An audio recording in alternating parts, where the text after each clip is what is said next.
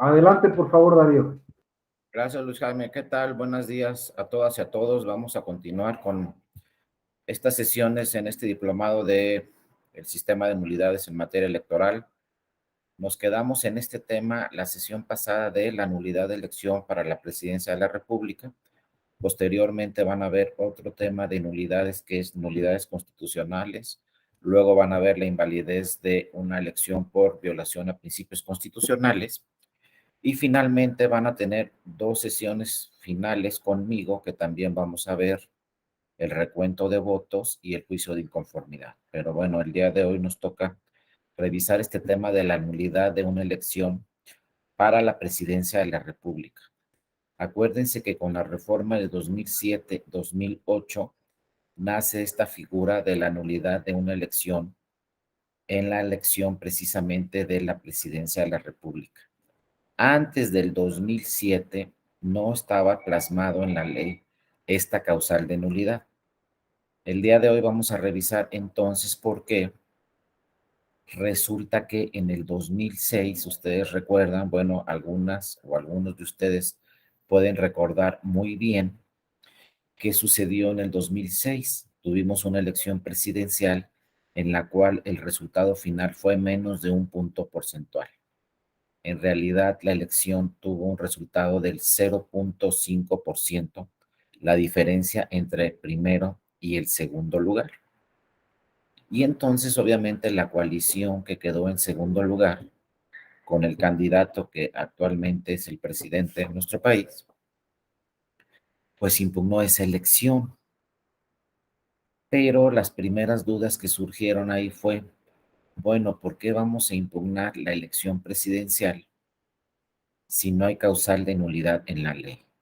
Si ustedes en el 2006 revisaban las causales de nulidad en la legislación, no se encontraba la nulidad de elección para la presidencia de la República.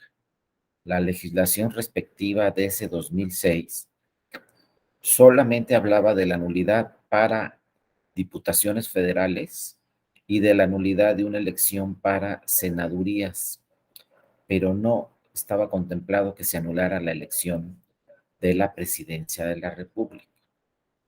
Y entonces, insisto, aquí la primera duda es, bueno, entonces, ¿por qué llegó esa coalición que quedó en segundo lugar y solicitó a la coalición, y solicitó al Tribunal Electoral la nulidad de la elección? Este asunto del 2006 dejó varios criterios muy importantes que posteriormente se plasmaron en la legislación. Al resolverse este asunto de la elección presidencial del 2006, si ustedes revisan a fondo esa sentencia donde se resolvió este asunto, la sentencia que se llamaba la sentencia madre de muchas demandas que se presentaron, había una demanda en la cual se solicitaba toda la nulidad de la elección de la presidencia de la República. Bueno, en esa sentencia dejó muchos criterios muy importantes. Criterios de la figura de recuento de votos que vamos a ver en las siguientes sesiones, pero también dejó criterios sobre la nulidad de la elección de la presidencia de la República. Dejó ahí como un mensaje a las legisladoras y a los legisladores, al constituyente permanente, ¿no?, al Congreso de la Unión, pues a buscar reformar la legislación y tratar de encontrar, pues, o plasmar en la legislación nuevas causales de nulidad de la elección para la presidencia de la República. Sin embargo, en el 2006, ¿qué sucedió? Vamos a verlo. Acuérdense que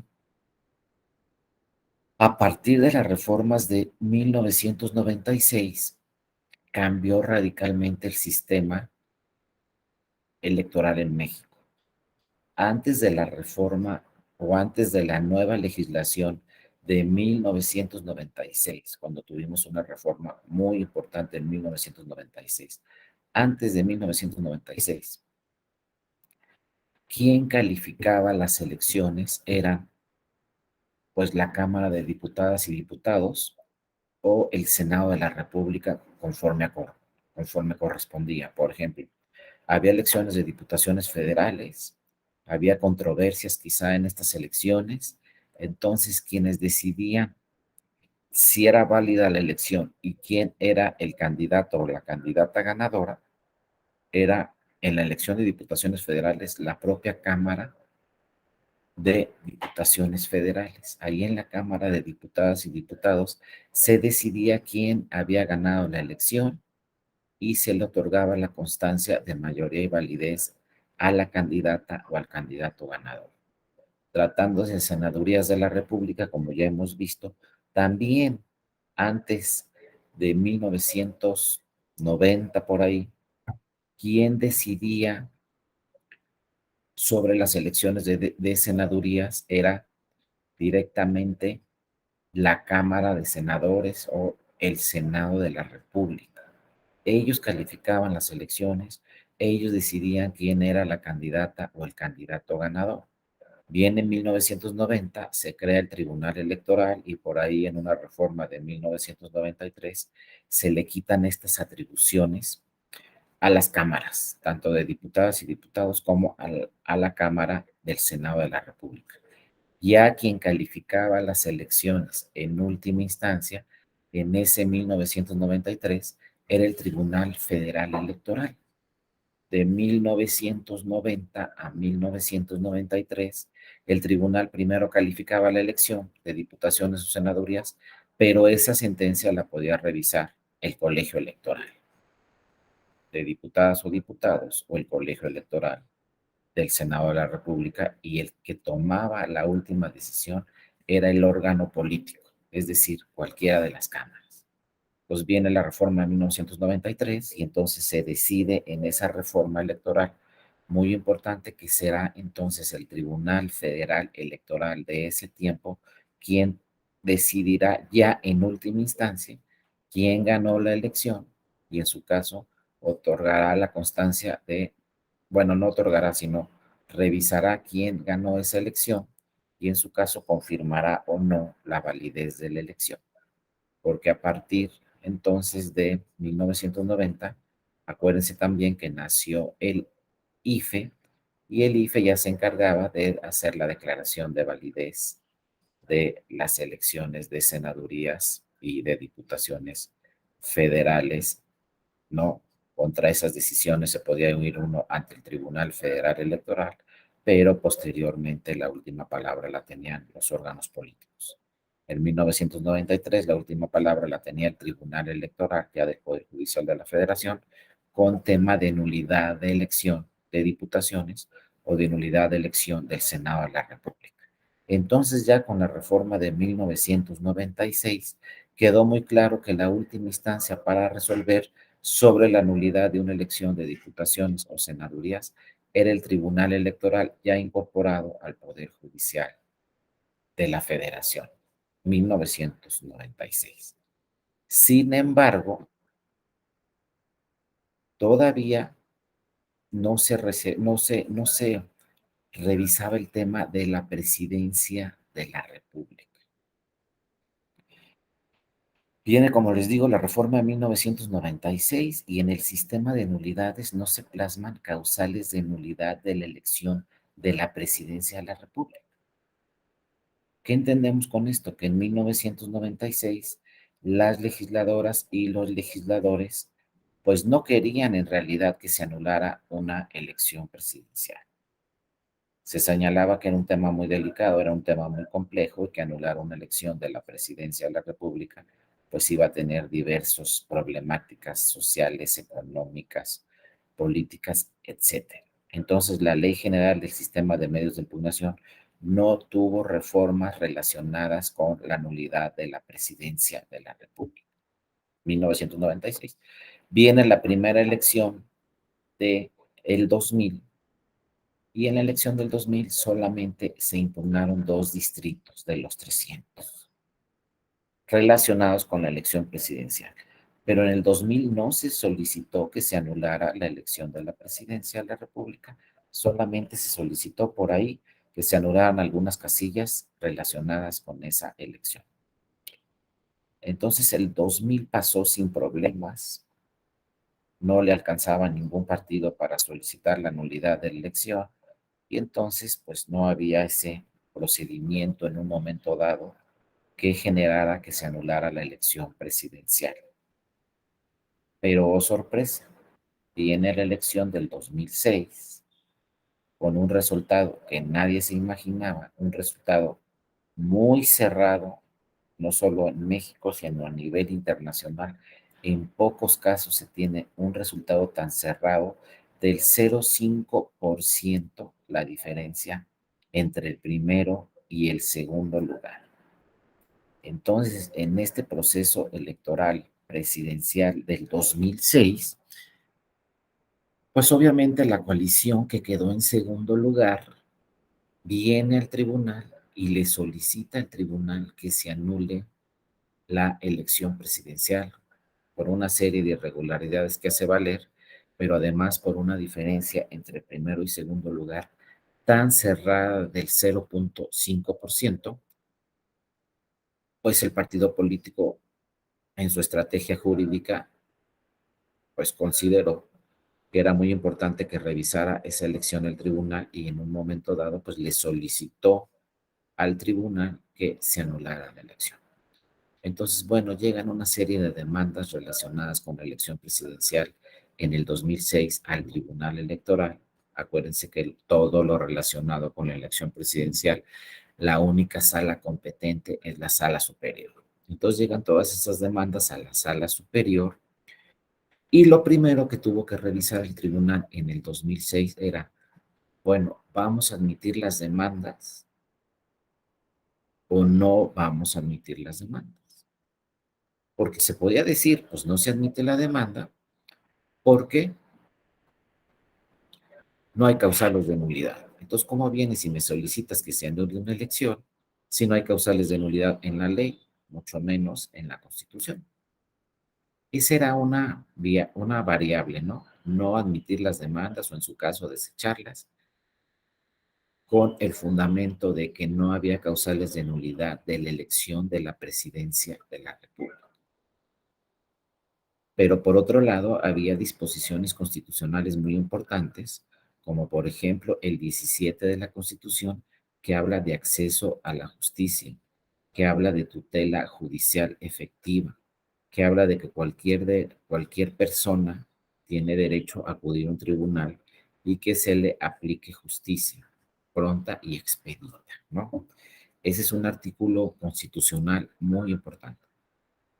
Entonces ahí, pues la magistrada y los magistrados de esa integración en el 2006, pues decidieron admitir todas las demandas. Fíjense, aunque no había causales de nulidad de la elección presidencial.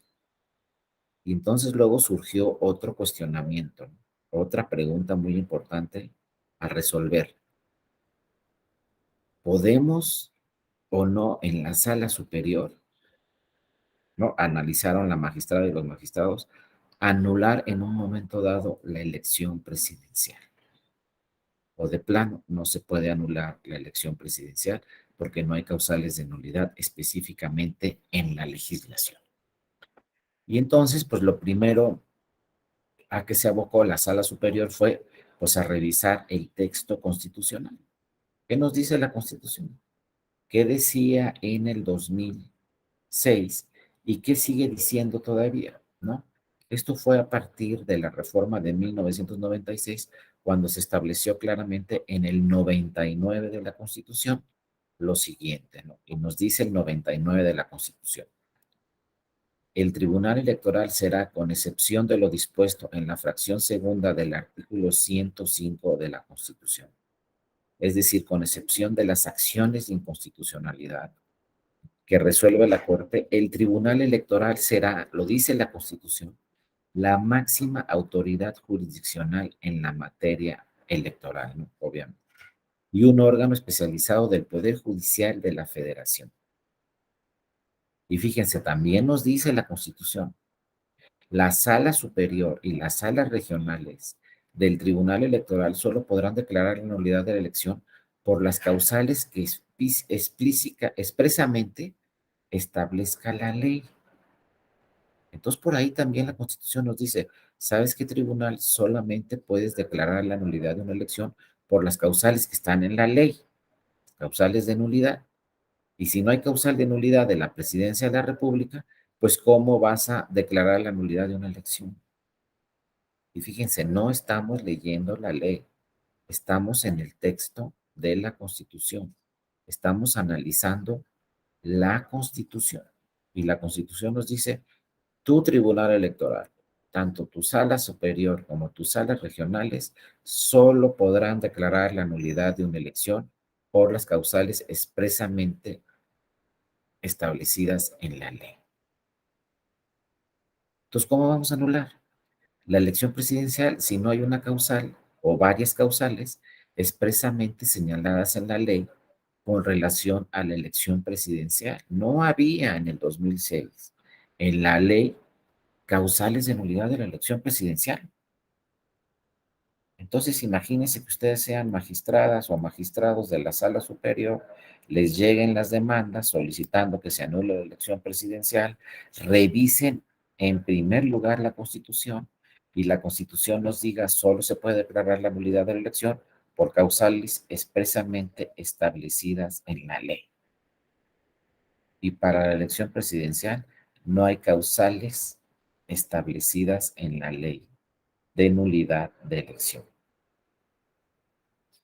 Vean, era un tema sumamente delicado, pero pues también era un tema muy complejo, un resultado tan cerrado, y era un tema muy complejo, pues no admitir las demandas que se habían presentado ante el tribunal solicitando la nulidad de la elección presidencial.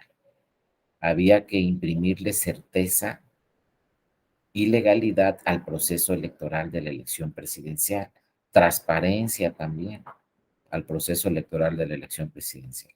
Imagínense lo delicado que hubiera sido el tema de que el Tribunal Electoral hubiera desechado todas las demandas que se presentaron en el 2006 con motivo de la elección presidencial.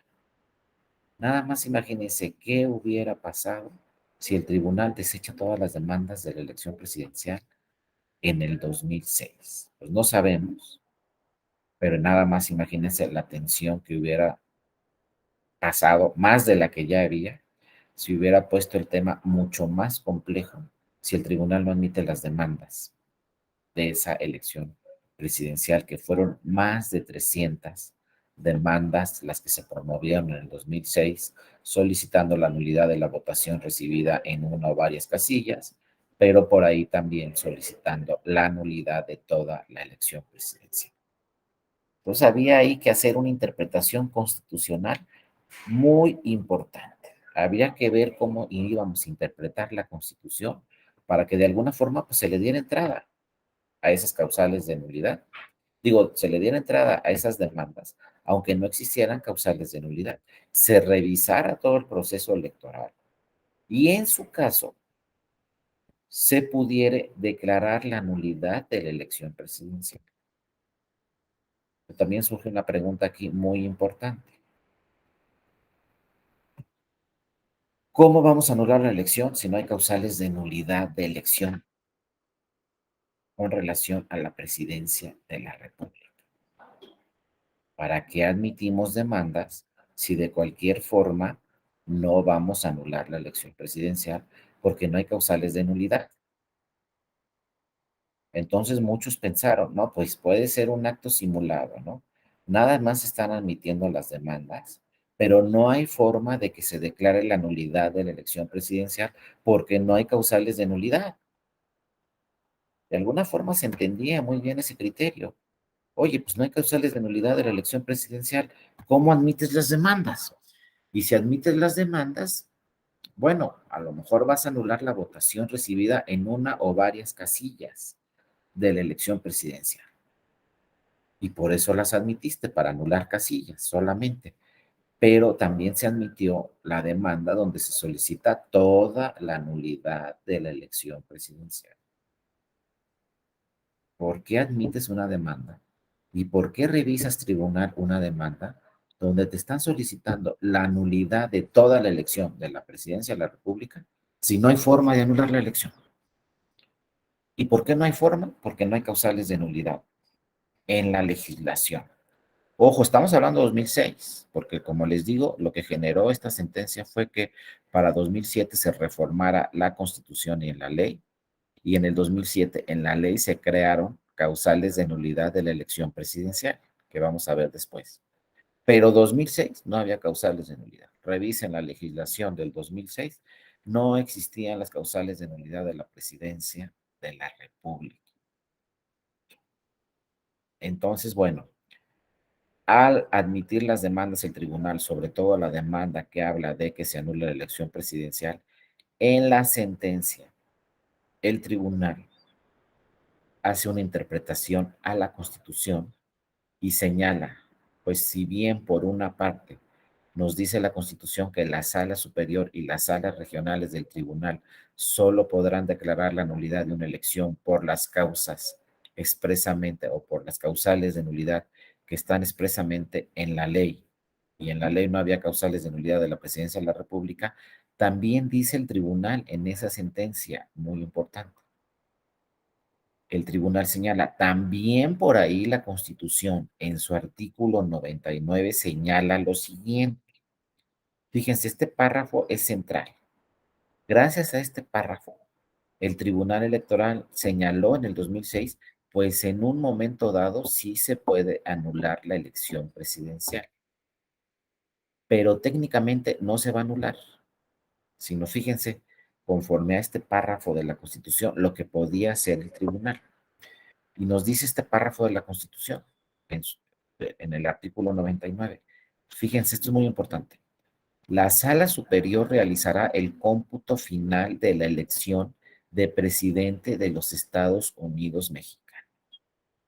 ¿Qué quiere decir este párrafo? Que a partir de que se modificó la Constitución, ahora quien realiza el cómputo final de la elección de presidente no es la Cámara de Diputadas y Diputados la que hace el cómputo final. Tampoco es el IFE, ahora INE. Este es un punto muy importante también, ¿no? Quien realiza el cómputo final de la elección presidencial es la sala superior, la que cuenta en última instancia los votos de la elección presidencial es la sala superior, no es el INE, no es el anterior IFE. Quien cuenta los votos al final de la elección presidencial es el tribunal. Entonces así dice, ¿no? La Constitución. La Sala Superior realizará el cómputo final de la elección de presidente de los Estados Unidos mexicanos. ¿Cuándo hace este cómputo final la Sala Superior? También nos los dice la Constitución. Una vez resueltas las impugnaciones que se hubieran interpuesto sobre la elección presidencial. ¿Qué dice entonces aquí la Constitución? Se resuelven todas las demandas relacionadas con la elección presidencial, todas las demandas donde se solicite la nulidad de la votación en una o varias casillas de la elección presidencial en los 300 distritos. Y ya que se resuelvan todas esas demandas, entonces sí procede el tribunal a formular, y vean aquí viene, por eso lo puse en amarillo, en su caso, la declaración de validez de la elección y la de presidente electo respecto del candidato que hubiera obtenido el mayor número de votos. Pero si nos dice la Constitución, en su caso el tribunal, en este caso la sala superior, en su caso hará la declaración de validez de la elección. Entonces, ¿qué interpretación se da? ¿Por qué dice la Constitución en su caso? Porque el Tribunal Electoral, entonces, antes de declarar la validez de la elección, pues tendrá que revisar todo lo que pasó en esa elección, todo lo que pasó en ese proceso electoral. Deberá de revisar si hay irregularidades en su caso, si estas son graves en su caso, y si pueden ser determinantes. Por eso la Constitución dice, en su caso, tu sala superior puedes declarar la validez de la elección. Pero al decir la Constitución en su caso, esto quiere decir que también en un momento dado, pues si tiene irregularidades graves y determinantes la elección presidencial, pues no se va a declarar la validez de la elección. Y la validez del, del candidato ganador, es decir, y no se podrá otorgar la constancia de mayoría y validez al candidato ganador si es que hay irregularidades graves y determinantes. Entonces, vean la interpretación que hizo la Sala Superior. Como dice la Constitución, en su caso, bueno, en su caso declaras la validez o en su caso declaras la invalidez de la elección. Porque si tu tribunal vas a declarar si es válida o no la elección, pues vas a revisar todo lo que sucedió en esa elección. Y de haber, insisto, irregularidades graves y determinantes generalizadas durante la elección, entonces lo que vas a tener que hacer, Sala Superior, es declarar la invalidez de la elección presidencial. Y en su caso, no se otorgará la constancia al candidato que obtuvo el mayor número de votos porque la elección es inválida, porque la Constitución dice declaración de validez. Si el tribunal en un momento dado decide no declarar la validez, ¿qué tiene que hacer? Declarar la invalidez de la elección. Y parece, ojo, este es un tema muy importante, parece que es lo mismo la invalidez que la nulidad, pero no es lo mismo. Cuando un tribunal declara la nulidad de la elección,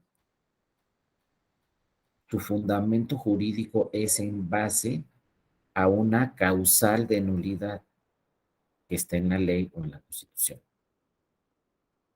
Cuando un tribunal declara la invalidez de la elección, no la nulidad, sino la invalidez de la elección, es con base en otros temas, por ejemplo, que se vulneraron diversos principios que están en la Constitución, que se tienen que cumplir en un proceso electoral. Pero no está declarando la nulidad de la elección un tribunal, porque no se está fundamentando su sentencia en causales de nulidad. Su sentencia se está fundamentando en violación a principios en la Constitución, lo que van a provocar que no pueda declararse válida esa elección. Entonces, exactamente fue la interpretación que le dio la Sala Superior a esta disposición constitucional. Y entonces la Sala Superior en su sentencia dijo, miren, si bien es cierto, no puedo declarar la nulidad de la elección presidencial porque no hay causales de nulidad de la elección presidencial ni en la ley ni en la Constitución, también es cierto que sí puedo declarar la invalidez de la elección. Porque si me dice la Constitución, tú vas a realizar el cómputo final de la elección, una vez resueltas todas las impugnaciones que se hayan presentado, y en su caso vas a hacer la declaración de validez de la elección, pues ¿qué quiere decir eso? Si yo tribunal voy a hacer la declaración de validez de la elección, pues tengo que revisar si es válida esa elección para después emitir la declaración de validez de esa elección. No lo voy a hacer en automático. Por eso la Constitución dice en su caso. En caso de que revises la elección y se cumplan con las normas constitucionales y legales, vas a declarar la validez.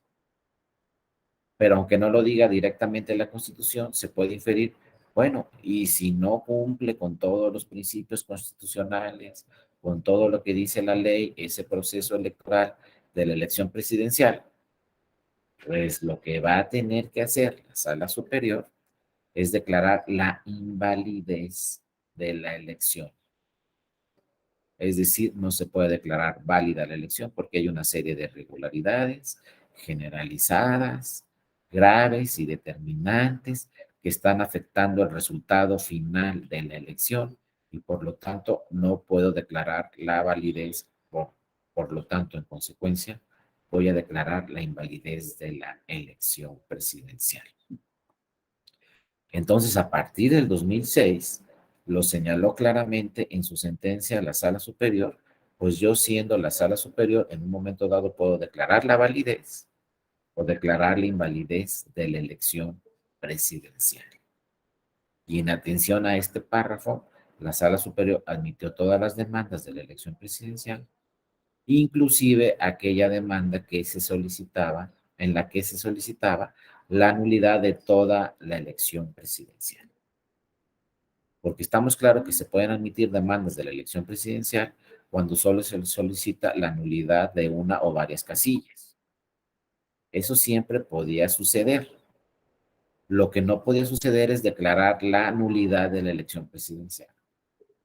Entonces, si llega una demanda solicitando la nulidad de la elección presidencial, pues estaba ahí la duda, ¿no? La admitimos y en un momento dado declaramos la nulidad de la elección presidencial o no la admitimos, porque simplemente señalamos, no se puede anular la elección presidencial porque no hay causales de nulidad ni en la ley ni en la Constitución. Aquí lo que resolvió la Sala Superior en 2006 es si la admitimos y en un momento dado no vamos a declarar la nulidad de la elección porque no hay causal de nulidad, pero sí podemos declarar la invalidez de la elección, porque la Constitución me dice, Sala Superior, puedes, en su caso, declarar la validez de la elección, pero en su caso entonces también puedes declarar la invalidez de la elección presidencial. Y así nace esta categoría muy importante en el sistema de nulidades, que hay algunos casos en los cuales se puede declarar la nulidad de la elección, pero hay otros casos en los cuales lo que debe ser es declarar la invalidez de la elección. Porque lo que también está muy claro es que un tribunal electoral, si advierte irregularidades graves, generalizadas y determinantes en un proceso electoral, pues no lo puede declarar válido. Y tiene dos opciones cualquier tribunal electoral. Anular la elección si hay una causal de nulidad en la ley o declarar la invalidez de la elección si no hay una causal de nulidad en la ley, pero se vulneran normas constitucionales y normas legales en forma grave y determinante. Fíjense, esto está desde el 2006. Entonces, con esta sentencia, pues, ¿qué dijeron las legisladoras y los legisladores en 2007? Oye, pues si ya dijo la Sala Superior que en su caso puede declarar la invalidez de una elección, ¿y sabes qué?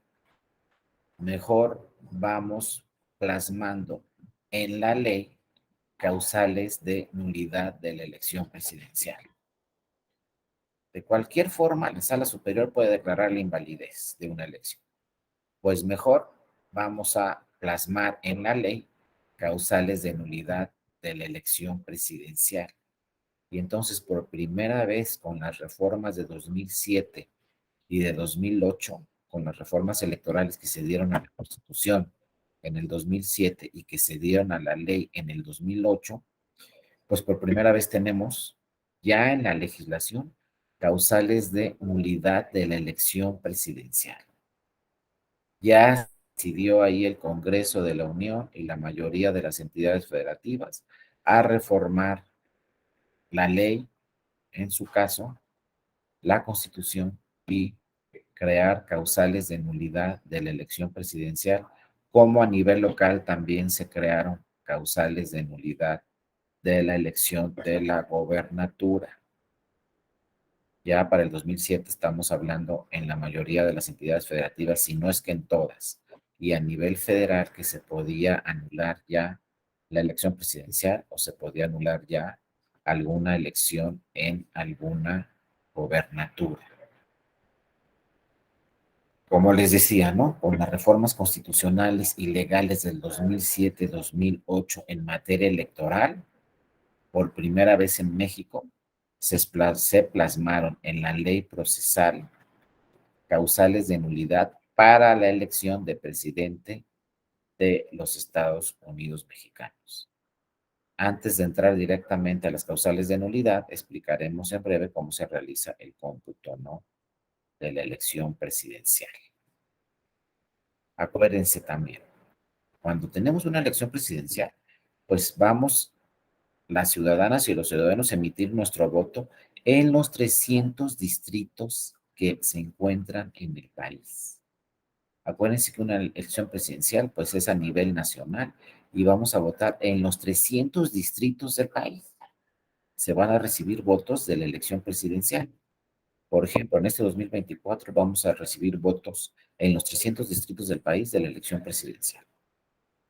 También vamos a recibir votos de la elección para el Senado de la República. pero ahí ya es por estados.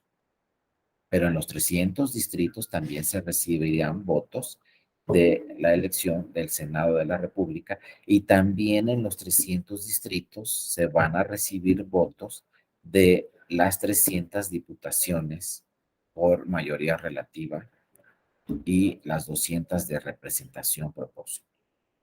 Es decir, para el 2024, sin duda alguna, van a ser las elecciones más grandes que tengamos en nuestro país, porque además seguramente vamos a tener elecciones en las 32 entidades federativas del país, ¿no? A nivel local. Va a ser una elección grandísima, pero bueno, nuestros 300 distritos federales, porque hasta ahorita sí se integra nuestro país con 300 distritos, se van a recibir votos de la elección presidencial, votos de senadurías y votos de diputaciones federales. Además, en algunos estados puede ser de gobernatura, puede ser de ayuntamientos o puede ser de diputaciones locales. Entonces, en muchos estados del país en el 2024, pues van a tener 6 elecciones, 3 federales y 3 locales, en otros 5, en otros 4, etcétera, ¿no? Pero lo que sí es seguro es que vamos a tener elecciones federales de diputaciones, de senadurías y de presidencia de la República. Entonces son en los 300 distritos. De ahí se van a obtener los primeros resultados de la elección presidencial en cada uno de los 300 distritos. Entonces, por eso la ley nos dice, bueno, tú puedes impugnar los resultados de la elección presidencial. Si quieres impugnar los resultados de un distrito, de 2 distritos, de 10, de 20, hasta de los 300 distritos. Pero lo que le puedes solicitar al tribunal es que se anule la votación en una o varias casillas de esos 300 distritos. Por ejemplo, en el distrito 1 del Estado de México quiero que se anulen 100 casillas. En el distrito 8 del Estado de Michoacán quiero que se anulen 20 casillas. Así, en la elección presidencial, el partido político que impugne se puede ir distrito por distrito y puede impugnar los 300 distritos. La votación, ojo, recibida en la casilla.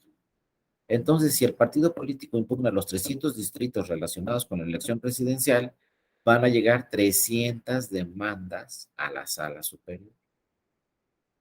Una de cada distrito de ese partido que impugnó. Pero ojo, no solamente ese partido puede impugnar un partido, 2 partidos, 3 partidos.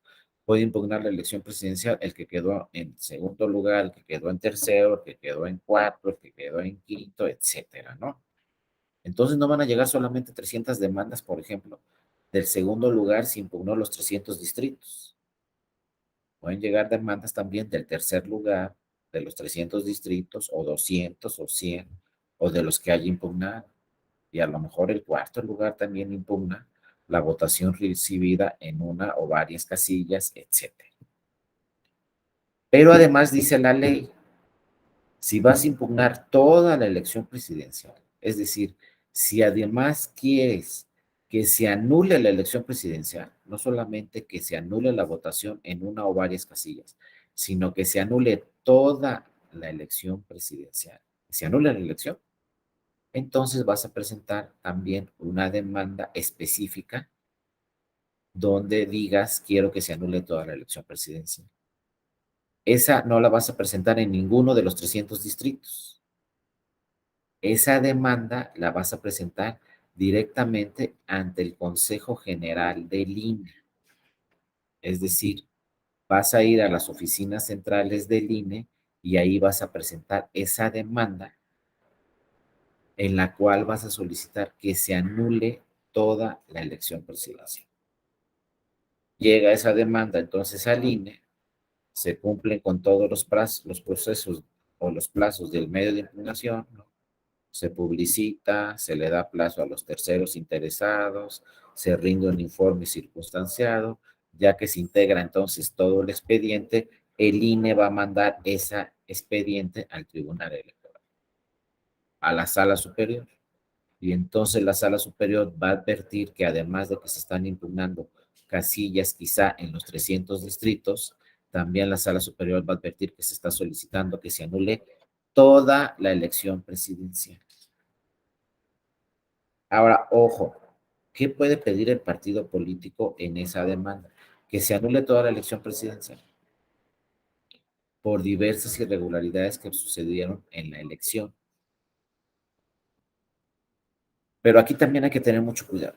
Puede llegar el partido político y decirle al tribunal, quiero que se anule la elección presidencial con base en esta causal de nulidad. Pero a lo mejor esa causal de nulidad no nos alcanza, como las vamos a estudiar ahorita. A lo mejor las causales de nulidad de presidente de la República que están actualmente en la ley no nos alcanzan. ¿A qué me refiero con esto? A lo mejor sucedió otra cosa que no está en las causales de nulidad. Si sucedió otra cosa y tú lo adviertes, partido político, que no está en las causales de nulidad y tú consideras que también por esa irregularidad se debe de anular la elección, entonces el partido político no debe de llegar al tribunal y decirle, quiero que se anule la elección presidencial, porque no hay causal de nulidad relacionada con ese tema. ¿Qué va a hacer el partido político? Tiene que llegar al tribunal y decirle, quiero que declares la invalidez de la elección. Un ejemplo, imagínense que en una elección presidencial se haga propaganda religiosa, que no se cumpla con el principio constitucional, separación iglesia-estado, y durante toda la campaña presidencial hay propaganda religiosa. Está prohibida, conforme a la Constitución, ni siquiera conforme a la ley. Conforme a la Constitución, la propaganda religiosa está prohibida en cualquier elección. Entonces, imagínense que por ahí en una elección presidencial se utilizó propaganda religiosa, líderes religiosos hicieron pronunciamientos a favor de un partido político, en contra del otro, inclusive el día del cierre de la elección se utilizaron símbolos religiosos.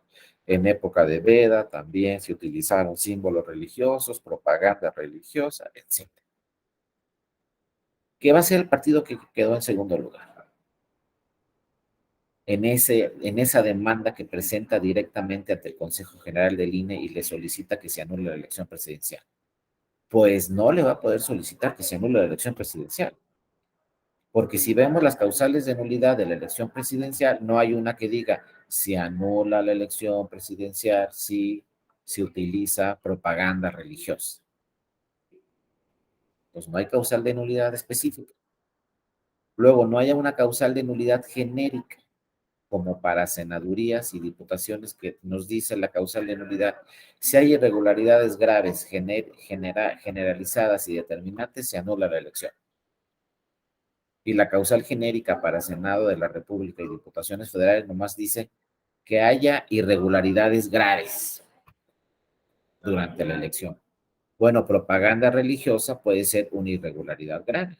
Entonces encuadra en la causal genérica, quizá para diputaciones y senadurías. No más que resulta que para la elección presidencial no hay causal genérica. Entonces, no aplica la genérica de senadurías y de diputaciones. No hay genérica para la presidencia de la República por utilizar símbolos religiosos, propaganda religiosa.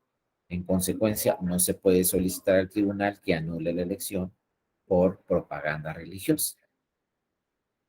¿Qué tiene que hacer el partido en esa demanda que presenta directamente ante el Consejo General del INE? Decirle al tribunal, en este caso a la sala superior, ¿sabes qué sala superior? Declara la invalidez de la elección porque se vulneró el principio constitucional, separación iglesia-estado, aunque, insisto, no exista la causal de nulidad ni en la ley ni en la Constitución.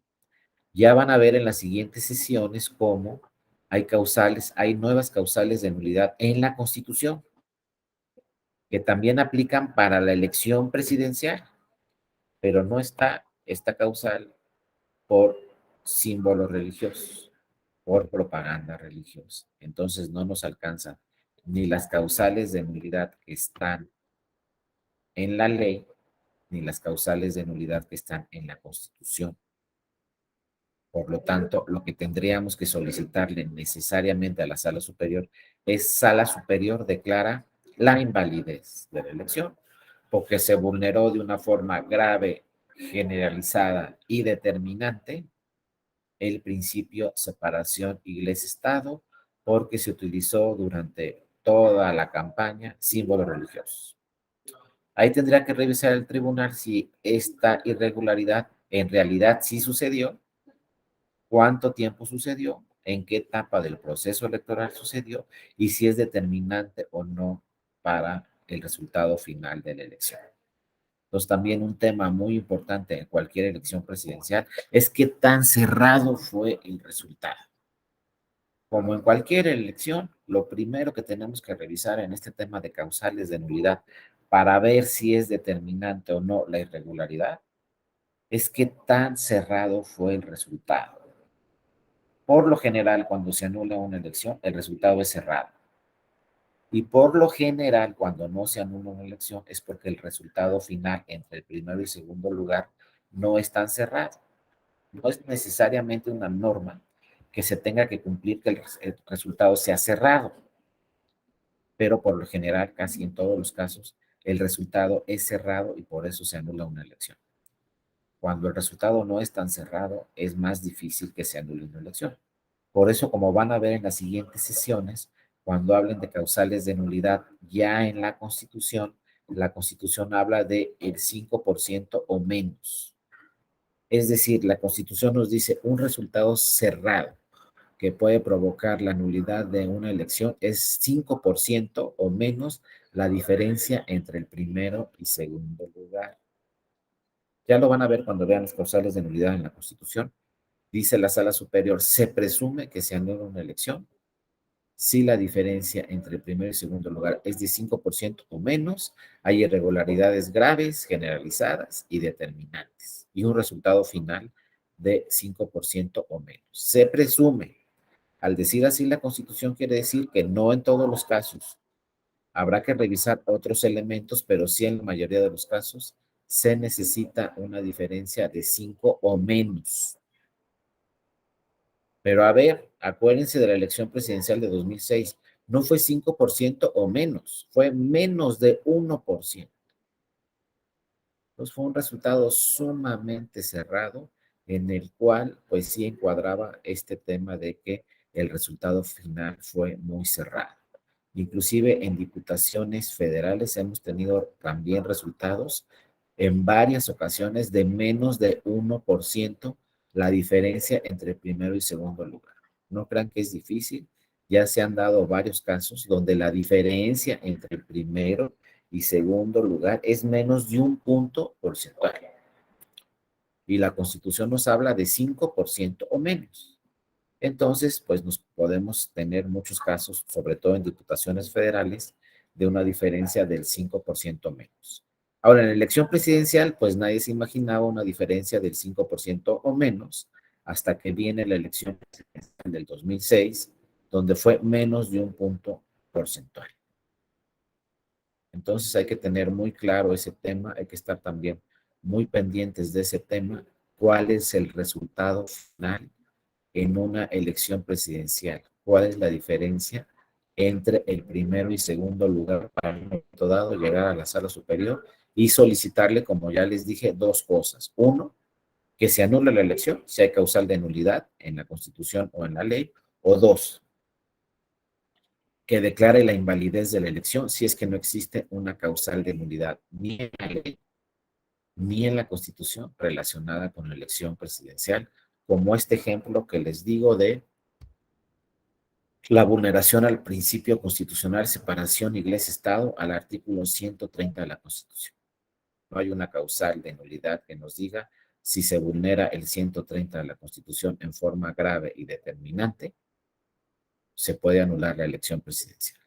Y como no tenemos una causal de nulidad específica en ese sentido, lo que procede entonces en un momento dado es que se declare la invalidez de la elección presidencial. Ojo, también, cuando se trate de impugnar la elección presidencial y llegue una demanda al tribunal y se le diga a la sala superior, quiero que anule la elección presidencial, por lo general, quien acude a la sala superior es el segundo lugar en esa elección, como sucedió en el 2006 y como sucedió en el 2012. Pero ojo, también puede llegar el tercer lugar, también puede llegar el cuarto lugar, también puede llegar el quinto lugar y pueden solicitar que se anule la votación de una o varias casillas en 100 distritos, en 200 distritos, en 300 distritos, lo que sea. Y también pueden solicitar que se anule la elección. Ojo, no solamente lo puede hacer el segundo lugar, lo puede hacer el tercero, el cuarto, el quinto, el que sea. Y entonces van a llegar no solamente a lo mejor 300 demandas del segundo lugar, impugnando los 300 distritos. Pueden llegar 300 demandas del segundo lugar, 100 demandas del tercero, 200 del cuarto, etcétera. Entonces puede llegar una serie de demandas, un número muy importante a la sala superior, depende cuántos partidos estén participando en esa elección. En el 2006, pues había dos coaliciones de tres partidos muy importantes, la que ganó y la que quedó en segundo lugar. Obviamente la coalición que quedó en segundo lugar fue la que presentó la mayoría de las demandas ante la sala superior. Lo mismo en el 2012 había dos coaliciones y la coalición que quedó en segundo lugar volvió a impugnar la elección presidencial y le volvió a solicitar a la sala superior que se anulara la elección presidencial o en su caso se declarara la invalidez de la elección presidencial. Luego viene 2018 y 2018 llamó muchísimo la atención, no solamente en México, sino en el mundo también, porque ningún partido, ni el segundo lugar, ni el tercero, ni el cuarto, ni el quinto, solicitaron que se anulara la elección presidencial. No llegó una demanda en el 2018 solicitándole a la Sala Superior que se anulara la elección presidencial. Todos los partidos que no ganaron la elección estuvieron de acuerdo con los resultados y reconocieron al candidato y a la coalición ganadora. En el 2018, por primera vez en nuestro país, todos los partidos aceptaron los resultados electorales. Nadie impugnó. Solamente un partido. ¿Saben quién impugnó en el 2018? Pues el PES. El PES estaba en la coalición ganadora. El PES, el candidato del PES que estaba en la coalición ganadora, pues es el actual presidente de la República. Entonces, ¿quién impugnó el PES? Obviamente el PES no impugnó la constancia de mayoría al candidato ganador. Pues no impugnó la candidatura, obviamente, del candidato ganador, nuestro actual presidente. Tampoco el PES impugnó la elección presidencial. Pues obviamente el PES no quería que se anulara la elección presidencial porque su candidato había ganado. Lo que impugnó el PES es el resultado en diversas casillas, porque alegaba el PES que no se distribuyeron bien los votos y por eso había perdido su registro. Porque vean cómo es el sistema electoral en nuestro país. Si bien es cierto, el PES ganó la elección, ganó su candidato, iba en coalición con otros partidos que ganaron la elección, pues perdió su registro. ¿Por qué perdió su registro el PES en el 2018? Porque no alcanzó el 3% que exige la ley para no perder tu registro. Y entonces impugnó algunos conteos, algunas actas de escrutinio y cómputo en diversas casillas en el país, señalando que le correspondían unos votos a su partido y no le correspondían a otro partido, incluyendo de la coalición. Sin embargo, cuando se resolvieron todos estos asuntos que promovió el PES ante la sala superior, el resultado fue prácticamente el mismo y el PES perdió su registro.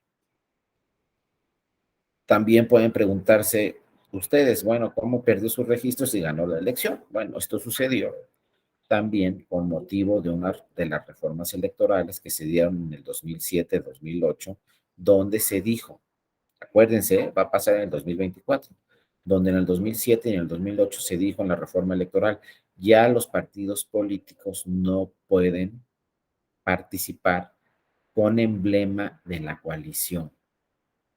Si ustedes revisan la última boleta, sobre todo de la elección presidencial, que tenía emblemas de la coalición fue la de 2006.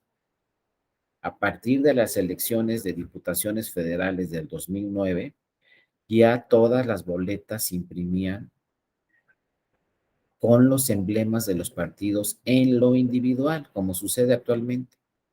Pero uno dice, bueno, y se van en coalición, ¿por qué no se imprime el emblema de la coalición? Porque antes estaba ese error en la legislación. Y ese error que estaba en la legislación se impugnó ante la Suprema Corte de Justicia de la Nación y también ante el Tribunal Electoral del Poder Judicial de la Nación. ¿Cuál era el error? Que, a ver, si yo quería votar por la coalición, pues marcaba el emblema de la coalición y listo. No estaban los partidos en la individual, solamente existía el emblema de la coalición. Pero fíjense lo que pasaba. Si yo marcaba el emblema de la coalición, bueno, pues voté por esa coalición. Muy bien. Pero luego surgía esta pregunta. ¿Y por cuál partido de la coalición voté? Porque mi voto se va a ir para ese candidato de la coalición, pero no se va a ir para los tres partidos de la coalición. Es un solo voto. Entonces, ¿dónde quedó mi voto? ¿En el partido 1, en el 2 o en el 3? Si yo marqué la coalición. ¿Saben dónde quedaba mi voto? Pues como lo decidían los partidos políticos en sus convenios de coalición. Y entonces en el 2006 para atrás, ¿qué hacían los partidos políticos? Pues le decían un partido, por ejemplo, de pocos votos, un partido que no tenía muchos votos, como puede ser el PES, el PT o partidos así que pues les dicen que son partidos que no tienen muchos votos, ¿no? Pues decían, a ver, te vienes en coalición conmigo y yo te aseguro por lo menos que te voy a dar los votos para que conserves tu registro. Es decir, si necesitas el 3% de los votos, bueno, coalígate conmigo, le decía el partido grande al partido chico. Nos vamos en coalición y entonces yo te aseguro en el convenio de coalición el 3% de los votos. Porque como la ciudadana o el ciudadano marca el emblema de la coalición, pues de esos votos te voy a dar el 3%. Y entonces ya conservas tu registro. Todos los demás votos se van a mi partido, al grande, ¿no? Por ejemplo. Entonces, ¿qué pasaba con la voluntad ciudadana? Nosotros como ciudadanas o ciudadanos no podíamos escoger un partido de la coalición. Y a lo mejor mi voto quedaba en el partido grande, en el partido mediano o en el partido pequeño, si es que eran tres, por ejemplo. Pero yo no lo podía decidir.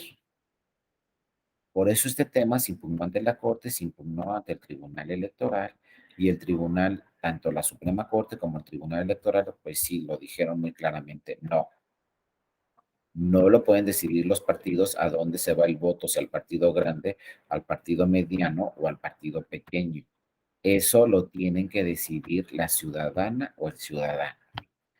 Y por lo tanto, como es un derecho de la ciudadana o del ciudadano, los partidos políticos, aunque en coalición, tienen que ir su emblema en lo individual, para que cuando nosotros como ciudadanas o ciudadanos lleguemos a la casilla a votar, nos den una boleta donde todos los emblemas van en lo individual.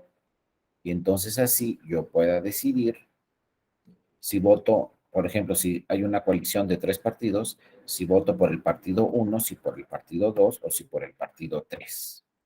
Es decir, yo como ciudadano o ciudadano puedo elegir directamente cuál de esos tres partidos que tienen al mismo candidato es el que voy a elegir, para que, insisto, no sean los partidos los que decidan para dónde se van los votos de los partidos de la coalición, sean las ciudadanas o los ciudadanos los que decidan, quiero votar por este candidato y quiero votar por este partido, independientemente si va en coalición o no, quiero votar por este partido. Por eso, a partir del 2009, pues todas las boletas se imprimen con los emblemas en lo individual. Entonces, ¿qué le pasó al PES en el 2018? Pues las ciudadanas y los ciudadanos votaron por Morena, votaron por el PT y no votaron por el PES, solamente alguna minoría, y entonces el PES no alcanzó el 3% de la votación. y en consecuencia perdió su registro como partido político en esa elección de 2018. Pero por eso el PES impugnó algunos temas ante la sala superior relacionados con la elección presidencial. Entonces no podemos decir, no llegaron demandas a la sala superior en el 2018.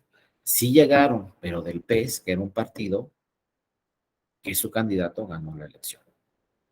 Lo que sí llamó mucho la atención en el 2018, creo que más a nivel internacional que a nivel nacional, fue que ninguno de los otros partidos que quedaron en segundo lugar o tercero o cuarto, ningún partido impugnó la elección presidencial. Ningún partido inclusive impugnó la votación en una o varias casillas. No impugnaron la elección presidencial por primera vez. Reconocieron los resultados de la elección presidencial, todos los partidos por primera vez, en una elección presidencial. Claro, lo que les platicaba, un punto muy importante en esa elección de 2018, en la cual no se impugnó por los partidos que perdieron la elección, fue la diferencia entre primero y segundo lugar. Les digo, no es un dato exacto, pero cuando la diferencia entre primero y segundo lugar es muy alta, pues pocas veces se impugna esa elección, ya sea de diputaciones, senadurías, gobernatura, diputaciones locales, ayuntamientos, porque saben muy bien los partidos políticos que es muy difícil que se anule una elección cuando el resultado entre el primero y segundo lugar es muy alto, ¿no? La diferencia es muy grande. Por lo general, los casos que se anulan, les digo por lo general, habrá excepciones, pero por lo general las elecciones que se anulan son con diferencia entre primero y segundo lugar muy cerrada. Ahí sí, cuando hay un resultado muy cerrado, pues ya pensamos en el tribunal. Seguramente van a llegar demandas del segundo lugar porque el resultado es muy cerrado. Entonces imagínense 2006 con un resultado de menos de un punto porcentual. Ya se sabía en automático que iban a llegar muchas, pero muchas demandas del segundo lugar, impugnando en muchos distritos la elección el segundo lugar. Ya veremos cuando hablemos el tema de recuento cuántos distritos más o menos impugnaron en el 2006 y qué pasó con esos distritos. Pero ante un resultado tan cerrado, la consecuencia era que se impugnaran los resultados de la elección presidencial en la mayoría de los distritos. Ojo, otro tema muy importante, que no solamente es en la elección presidencial, sino cualquier elección. El primer lugar también debe acudir al tribunal. ¿Y cómo que el primer lugar? A ver, ya gané la elección. Ya me dieron la constancia de mayoría y validez a mi candidato o mi candidata ganadora. ¿Qué voy a impugnar ante el tribunal? Eso también no sé si se los había dicho, pero lo recordamos. Es muy importante que acuda el primer lugar al tribunal. ¿Qué va a impugnar? Por ejemplo, en un caso más chico, no de los 300 distritos, de un solo distrito en diputaciones federales. Si en diputaciones federales yo ya gané en ese distrito, ya me dijo el INE, tú eres el candidato ganador, el cómputo distrital te favorece, te doy, declaro la validez de la elección y te otorgo la constancia de mayoría y validez a tu candidata o tu candidato ganador con su suplente. Entonces yo como primer lugar, ¿qué voy a impugnar ante el tribunal? Si ya quedé en primer lugar, ya lo reconoció la autoridad, pues ¿qué va a pasar cuando yo gane? Quizá impugne el segundo lugar, la elección, en este caso, en un distrito de diputaciones federales. Imagínense que llegue el segundo lugar al tribunal y impugna esa elección. Entre otras cosas, ¿qué va a hacer el segundo lugar? Impugnar la votación recibida en una o varias casillas. El segundo lugar va a buscar que se anulen votaciones en casillas para alcanzar al primero y a lo mejor rebasarlo. Porque acuérdense lo que dice el sistema de nulidades, cuando se anulan los votos en una casilla, se van los votos de todos los partidos. Entonces, por ejemplo, yo soy el segundo lugar. El partido que me ganó con 500 votos de ventaja en esa casilla. Yo tuve 20 como segundo lugar y el primer lugar 500, imagínense. Pues yo voy a impugnar si hay irregularidades, si advierto irregularidades en esa casilla, yo voy a impugnar esa casilla. ¿Por qué? Soy el segundo lugar. Y si tengo razón, se van a anular todos los votos en esa casilla. Entonces, ¿qué le va a pasar al cómputo distrital? Si se anulan los votos en esa casilla, al primer lugar le van a quitar 500 votos. Y al segundo lugar, que soy yo, nada más me van a quitar 20. Entonces, pues del cómputo distrital, en resumen, le van a quitar 480 al primer lugar, porque le van a quitar 500, pero a mí me van a quitar 20. Entonces voy a ganar 480 votos. Entonces, si se anulan varias casillas así, pues puede ser que yo, segundo lugar, alcance al primero y lo rebase. Y entonces haya un cambio de candidato, como ya ha sucedido. Cambian y resulta que el segundo lugar sube a primero y el primero baja a segundo. Por este tema de que se anularon casillas, donde el primer lugar ganó con mucha ventaja, pues esos votos ya no van a contar porque se anularon. Por lo tanto, entonces, el primer lugar tiene que acudir al tribunal también, como primer lugar, como tercero interesado, y solicitarle al tribunal primero, oye, no anudes la elección tribunal por esto y esto y esto. Pero en segundo lugar, tiene que impugnar el primer lugar aquellas casillas donde perdió, porque si bien es cierto el primer lugar ganó en el distrito, pues seguramente, solo que sea un dato excepcional, pero seguramente no ganó en todas las casillas. Entonces el primer lugar tiene que ir al tribunal a solicitarle que se anule la votación en las casillas donde ganó el segundo lugar. Para también el primer lugar trate de quitarle votos al segundo lugar. Y así el segundo lugar no pueda alcanzar al primer lugar. Por eso siempre que hay unos asuntos así tan delicados como de la elección presidencial, acude al tribunal el segundo lugar o la coalición que quedó en segundo lugar, a lo mejor acude el tercer lugar también, porque también le conviene que se anule la elección al tercer lugar, pero también en estos casos importantes, también acude el primer lugar muchas veces. Sobre todo cuando el resultado es cerrado, pues el primer lugar va a acudir al Tribunal Electoral a solicitarle que se anulen casillas donde el primer lugar perdió. Porque acuérdense, gano la elección, pero no gano en todas las casillas. Entonces, como primer lugar, voy a solicitar que se anulen las casillas donde perdí para aumentar mi ventaja. No vaya a ser en una de esas que el segundo lugar me alcance y me rebase, como ya ha sucedido en la realidad, donde el segundo lugar alcanza y rebasa al primero, y el primero, como no impugnó ni una boleta, no impugnó ni una casilla, pues baja al segundo lugar. Por eso, ojo, todas las partes pueden participar solicitando la nulidad de la votación recibida en casilla. Obviamente, el primer lugar no va a solicitar que se anule la elección, pero sí va a solicitar que se anulen alguna votación en diversas casillas donde él no ganó en esas casillas. Bueno, ojo, como ya lo señalamos, aquí simplemente les dejo esta lámina. En esta lámina se habla lo que les decía, ¿no? El juicio de inconformidad para impugnar la elección presidencial se presenta ante el Consejo Distrital respectivo. Y como en el país hay 300 distritos para la elección presidencial, se puede presentar un juicio de inconformidad en cada uno de los 300 distritos.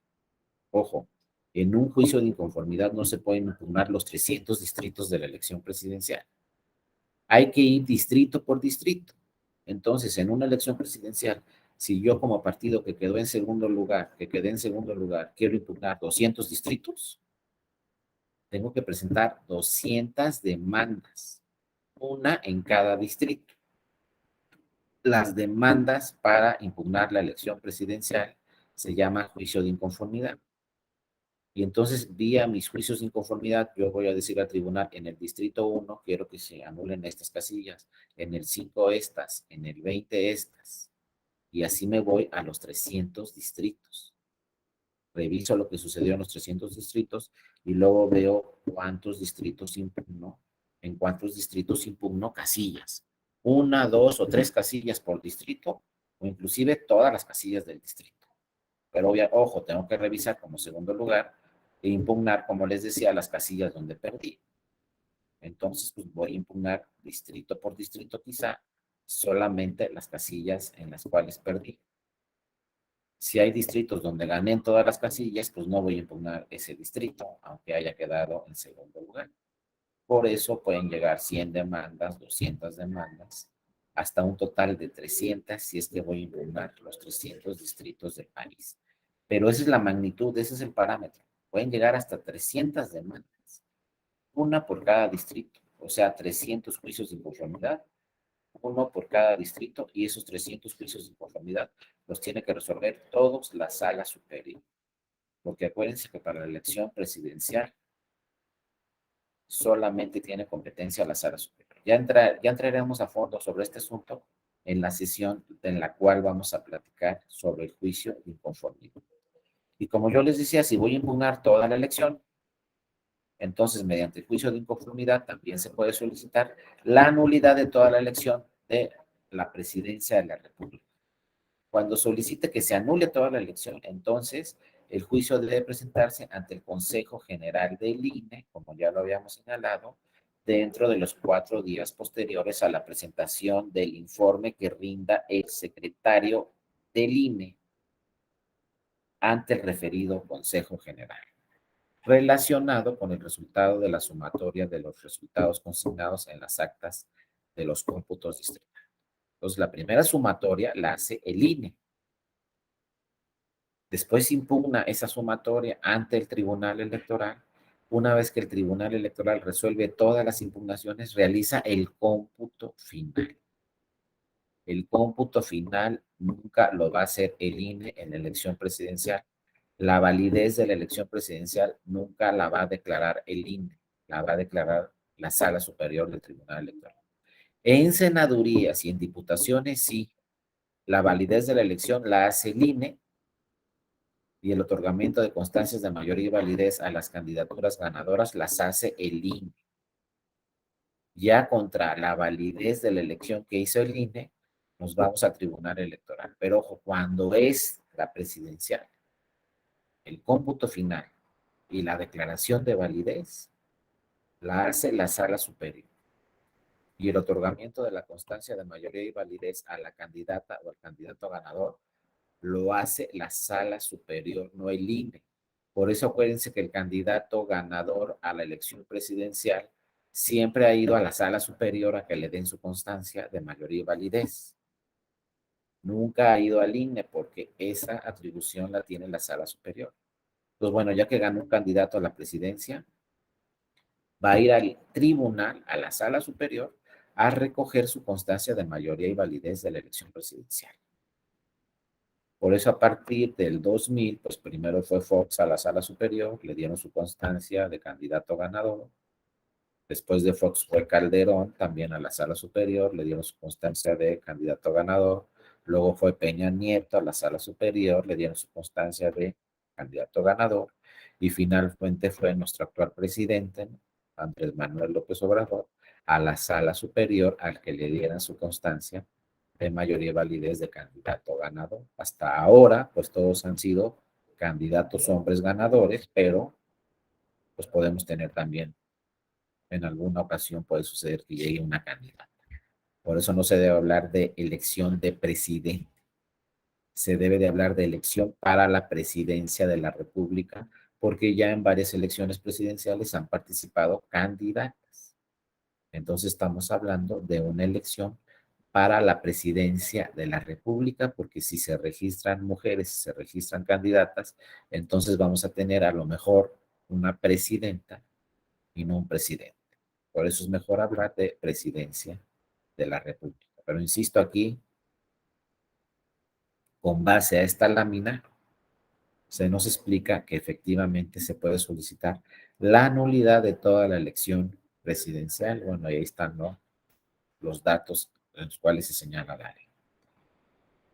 Entonces, bueno, como les decía al principio de esta sesión, pues en el 2006 no había causales de nulidad de la elección de presidente.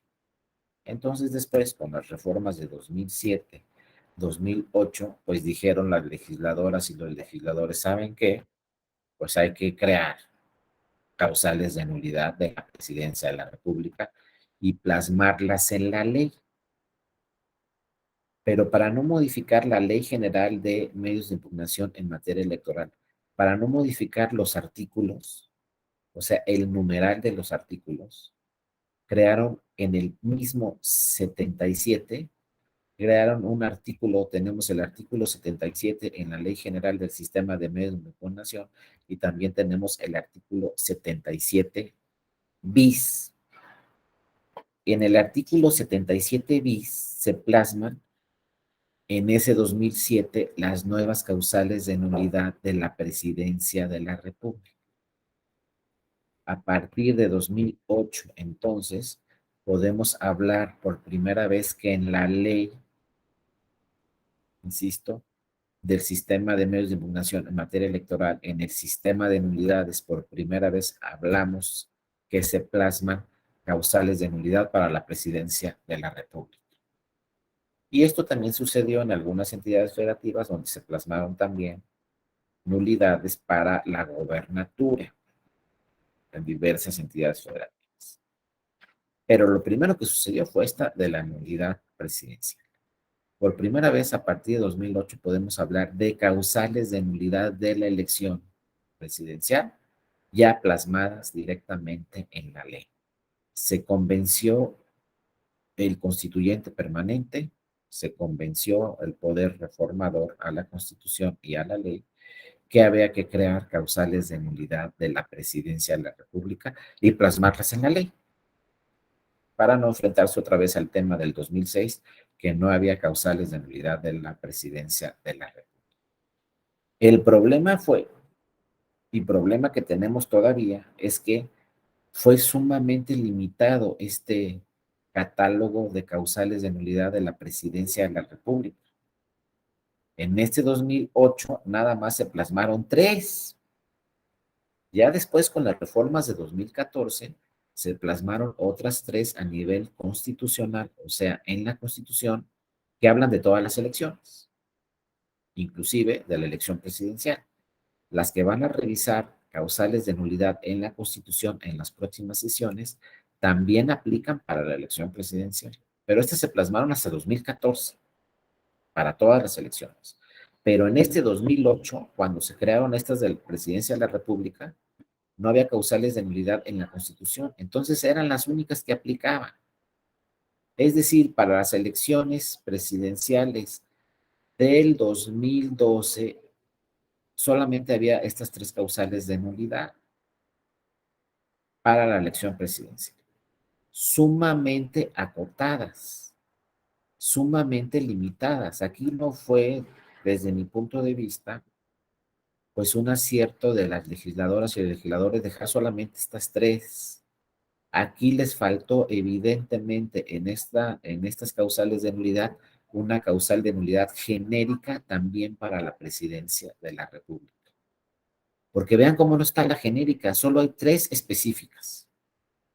Y listo, no hay una genérica, ¿no? Como que todavía los legisladores y los legisladores no estaban muy convencidos, pero dijeron, bueno, vamos a crear 3 causales de nulidad para la presidencia de la República, pero crearon en este 2008 3 causales de nulidad para la presidencia de la República, pero muy limitadas, que va a ser muy difícil que se actualicen, y pues ahí está la experiencia, ¿no?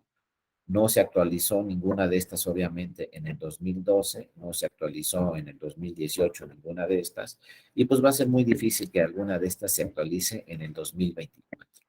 En realidad no son muy efectivas, necesitamos una causal de nulidad de presidencia de la República genérica que hable de cualquier irregularidad que suceda en el proceso electoral.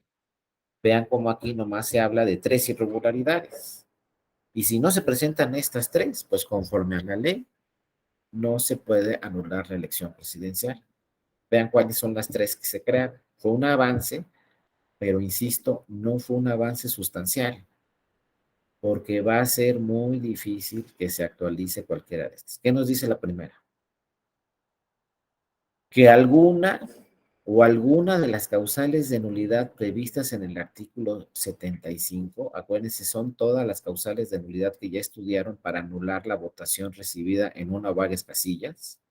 Acuérdense que son 11, ya las analizaron todas las causales de nulidad para anular la votación en casilla. Entonces nos dice esta causal: cuando alguna de esas causales de nulidad para que se anule la votación recibida en una o varias casillas se acrediten en por lo menos el 25% de las casillas instaladas en el territorio nacional. ¿Qué nos está diciendo aquí la causal de nulidad? Que se tienen que anular el 25% de la votación en el 25% de las casillas. Es decir, la causal de nulidad nos dice, ¿sabes qué? El Tribunal Electoral tiene que anular el 25% de las casillas que se instalaron en el país. Pongamos un ejemplo, si se instalaron 160,000 casillas, pues entonces el Tribunal Electoral tiene que anular por lo menos 40,000 casillas. La votación de 40,000 casillas por irregularidades graves y determinantes. Primer problema, imagínense, un partido político tiene solamente 4 días para revisar lo que pasó en las 160,000 casillas. Tiene 4 días para presentar su demanda. Tiene 4 días para aportarle las pruebas suficientes al Tribunal Electoral de que hay irregularidades graves y determinantes en 40,000 casillas para que se anule la votación en esas 40,000 casillas.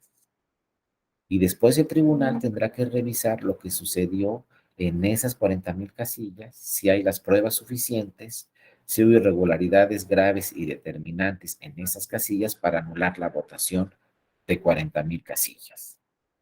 Seguramente cuando revisaron estos casos de cuando se anula la votación recibida en una casilla, vieron que es muy complejo anular la votación recibida en una casilla. Ahora, anular la votación recibida en 40,000 casillas es mucho más complejo todavía. Muy difícil que un partido le alcance el tiempo para revisar qué sucedió en 40,000 casillas en solo 4 días. Más difícil acreditar con pruebas que eso que sucedió en esas 40,000 casillas es grave y determinante. Y también será muy difícil para el Tribunal Electoral, en este caso a la Sala Superior, anular la votación en 40,000 casillas con las pruebas que aporte el partido. Es decir, en pocas palabras, yo veo desde mi punto de vista muy difícil que se anule la votación en el 25% de las casillas instaladas por diversas causales de nulidad de votación recibida en casilla. Entonces, prácticamente, pues, va a ser muy difícil que nos encontremos con este supuesto y que se actualice y entonces que se anule la elección presidencial. La segunda causal de nulidad, ¿qué es? ¿Cuál es? Nos dice que en el territorio nacional no se instale el 25% o más de las casillas y consecuentemente la votación no hubiera sido recibida. O sea, ¿qué nos está diciendo la causal de nulidad? ¿Sabes qué? Cuando no se instale el 25% de las casillas, se va a anular la elección presidencial. O sea, ¿cuándo se ha dado desde que nació el IFE en 1990 que se le pase a nivel nacional al IFE, ahora INE, instalar el 25% de las casillas? Si los datos desde a nivel nacional, los datos desde 1991, la primera elección con el IFE, nos señalan que el IFE, ahora el INE, instalan el 99.9 de las casillas. ¿Cuándo nos va a decir el INE? ¿Sabes qué? Me faltó instalar el, por ejemplo, 25% de las casillas. Nomás instalamos el 74% y nos faltó el 26%. Pues va a ser muy difícil que le suceda eso al INE. Y si el INE no instaló el 25% de las casillas en una elección presidencial a nivel nacional, es que está sucediendo algo muy grave en el país y entonces obviamente puede tener como consecuencia que se anule la elección. Pero debe ser algo muy grave que esté sucediendo en el país para que el día de la jornada electoral relacionado con la elección presidencial, pues el INE no instale el 25% de las casillas.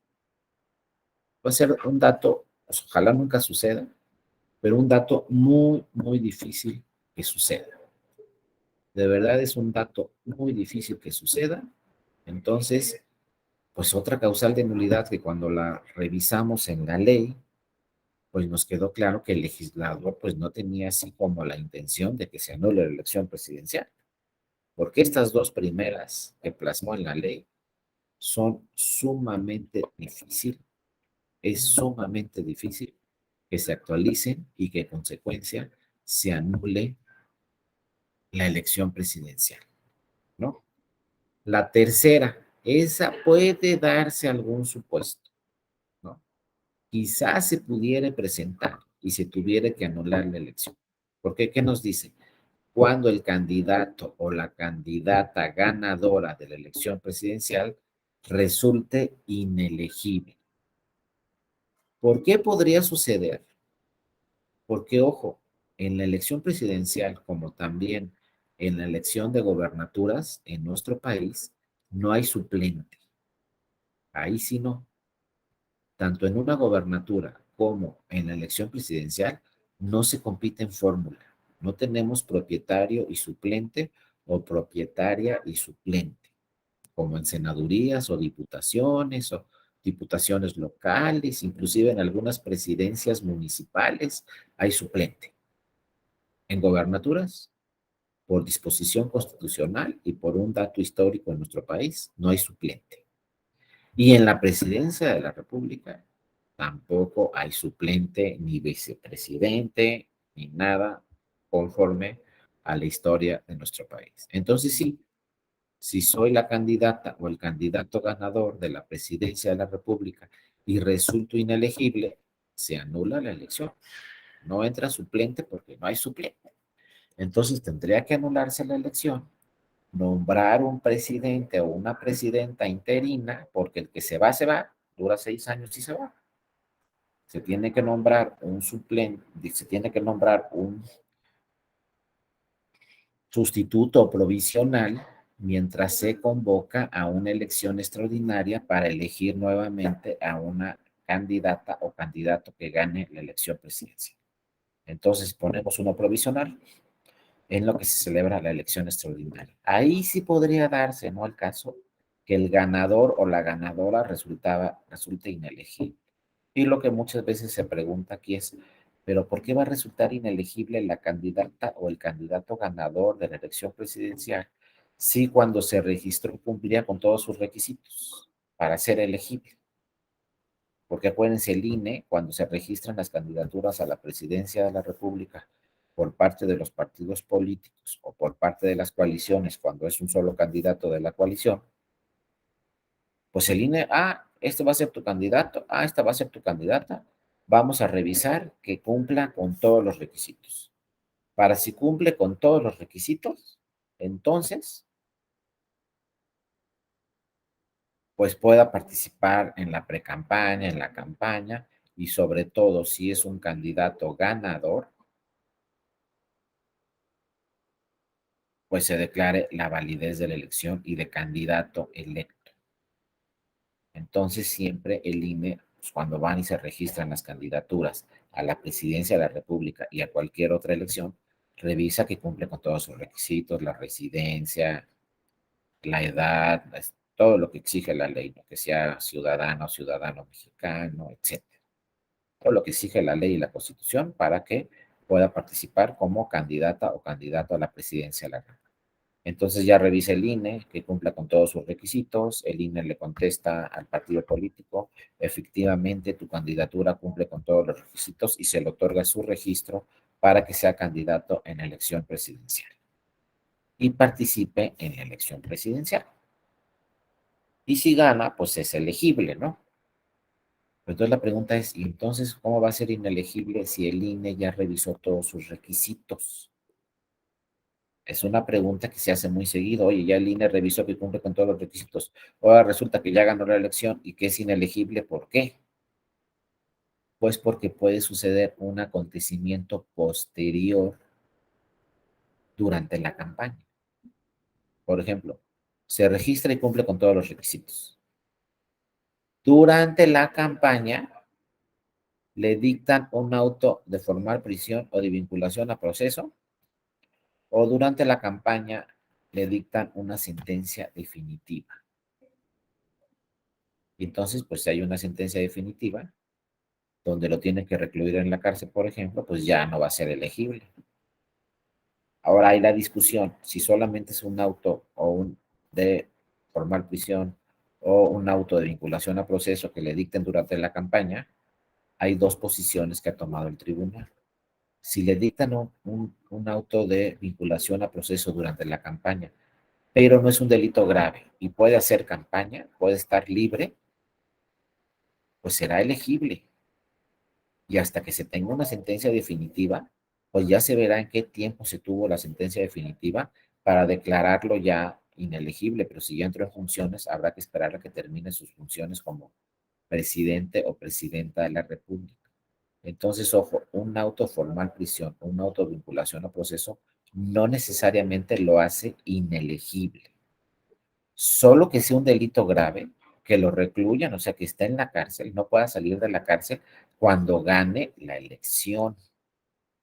Entonces, sí, pues será inelegible porque a lo mejor hizo la mitad de la campaña, ya la otra mitad no la hizo, le dictaron un auto de vinculación a proceso, el delito es grave, lo recluyen en la cárcel, entonces a lo mejor gana la elección porque ya está en la boleta y gana la elección, pero será inelegible porque pues no puede ser presidente si está en la cárcel, ¿me entiendes? O presidenta. Pero mientras solamente sea un auto de vinculación a proceso y el delito no sea grave, siga siendo campaña, pues sigue siendo elegible. Pero por ahí están esos datos donde en un momento dado podría ser inelegible. El tema de la residencia también se ha impugnado muchas veces. Bueno, cuando se registre, tienen que revisar si cumple con sus requisitos de residencia. Ojo, podría pasar algo que el INE diga sí cumple con la residencia y como se toma de buena fe, es decir, todo lo que diga la candidata o el candidato de su partido político para acreditar que tenga la residencia, lo toma de buena fe el INE. Y el INE dice, pues me exhibió su credencial para votar del INE con domicilio aquí, entonces yo advierto que su residencia es aquí.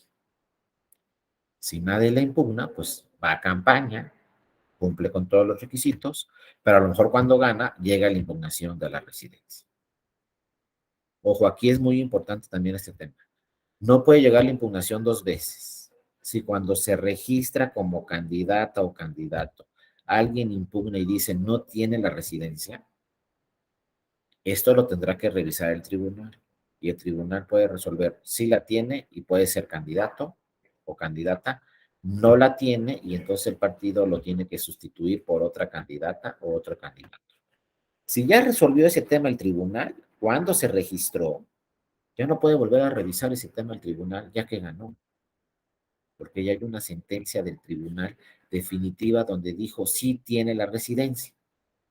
Entonces, ya que ganó, no puede volver a llegar el partido a decirle al tribunal, oye, ¿qué crees? No tiene la residencia. No, el tribunal le va a contestar, ¿sabes qué? Esto ya se revisó en la etapa de registro, sí tiene la residencia, no puedes volver a impugnar algo que ya resolví yo como tribunal. Punto. Ya está resuelto. No podemos impugnar nuevamente la residencia. Pero a lo mejor, cuando se registró no se impugnó la residencia y cuando ganó sí. Entonces ahí el tribunal puede decir, ¿sabes qué? No se ha revisado el tema de residencia, porque cuando se registró nadie impugnó su residencia. Entonces yo como tribunal no he revisado el tema de la residencia. Ahorita que ya ganó, me estás diciendo que no tiene residencia, pues lo vamos a revisar. Y en una de esas, si no cumple con el requisito de la residencia, pues es inelegible y por lo tanto no tenemos candidata o candidato ganador y ahí sí se podría anular la elección presidencial, porque acuérdense, no hay suplente, o tampoco es RP, que pues ponemos el que sigue en la lista y listo. Si, el propietario suplente de la lista, el número 11, son inelegibles el propietario suplente, pues a lo mejor que entre el número 12 de la lista, ¿no? Como varios casos que ya hemos revisado. Pero en presidencia de la República no hay suplencia, no hay otro, nadie lo puede sustituir. Si resulta inelegible, necesariamente se va a anular la elección. Lo mismo en una gobernatura. Si la candidata o el candidato ganador resultan inelegibles y así lo declara el tribunal, no hay forma de que se sustituya, se tiene que anular la elección. Acuérdense que primero el INE o el tribunal en temas de gobernatura en la mayoría de los estados ya es el tribunal el que hace la declaración de validez y otorga la constancia. Pero todavía hay algunos estados donde primero en gobernatura lo hace el OPLE y después el tribunal. Si el OPLE dice no tiene residencia, nos vamos al tribunal.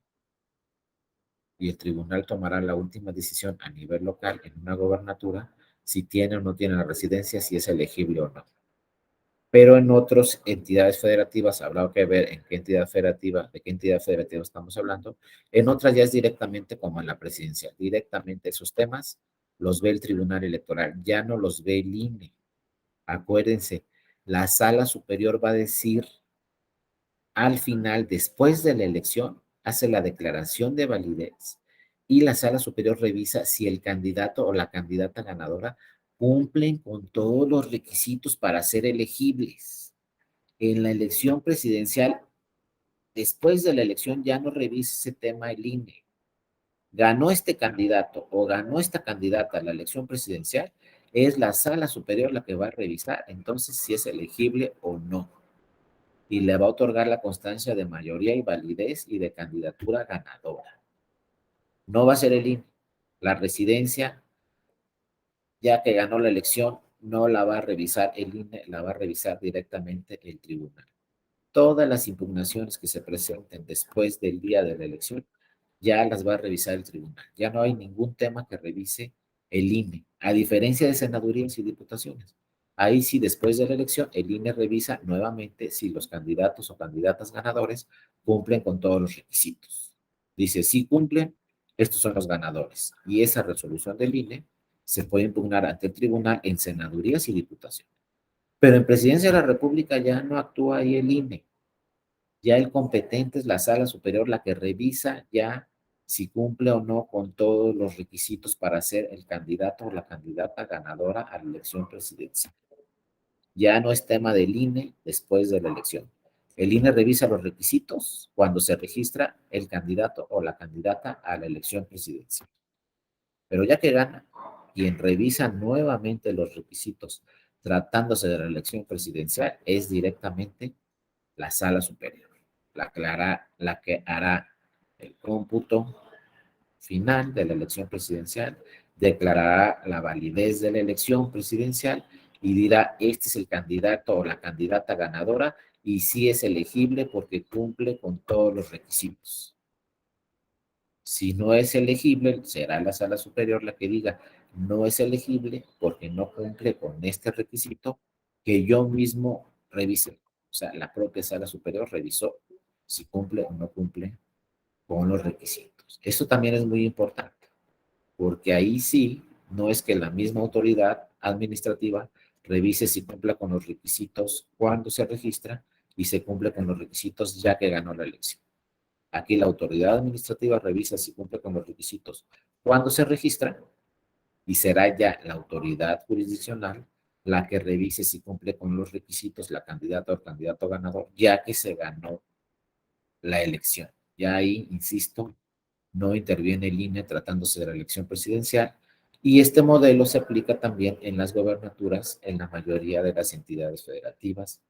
Ya será el Tribunal Electoral del Estado el que revise después de la elección si cumple con todos o no cumple con todos los requisitos. En algunas entidades federativas. En otras entidades federativas habrá que revisar la ley. Es nuevamente el OPLE el que revisa si cumple con los requisitos o no, ya que ganó la elección la candidata o el candidato a la gobernatura. De todos modos, cuando resuelve el OPLE, acuérdense, siempre se puede acudir al Tribunal Electoral del Estado y siempre se puede acudir posteriormente al Tribunal Electoral Federal, tratándose de una gobernatura. Ahí sí son más instancias. Puede ser que lo revise el OPLE, luego lo revise el Tribunal Electoral local y luego lo revise la Sala Superior. Porque acuérdense que todos los asuntos de gobernaturas, la única sala competente cuando se habla de una elección para una gobernatura es la Sala Superior. En gobernaturas no intervienen las salas regionales del Tribunal Electoral. En gobernaturas solo interviene la Sala Superior. Lo mismo en la elección presidencial, no intervienen las salas regionales del Tribunal Electoral, tratándose de la elección presidencial, solamente interviene la Sala Superior. Bueno, con esto terminamos este tema de nulidad de la elección presidencial. Después van a ver, como vimos, las nulidades que están en la Constitución, las causales de nulidad que están en la Constitución, que también aplican para la elección presidencial y para cualquier otra elección.